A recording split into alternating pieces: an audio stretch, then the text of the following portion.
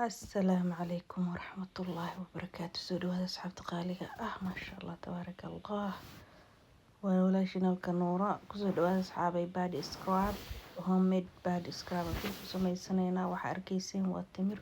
نبيكو كركرنايا إن شاء الله تمر تسوى سوشي دايا انت نحكو هستوا السكر سكر براون وحيو أنت تمرتين وسوق هذا وسوشي دوا كشبي sokortina sidaasay noqotay waa isku geeyay wixii halkaasaan ku daray halkaana waxaan ku haystaa asxaabey waxaan ku darsaday 2 qaado haruud waxaan ku darsaday 2 qaado barar qumba saliid qumba coconut oil waxaan ku daray 2 qaado qasil iyo 2 qaado oo cusbur intaas isku karsanayna insha Allah si quruxda badan ay u soo baxday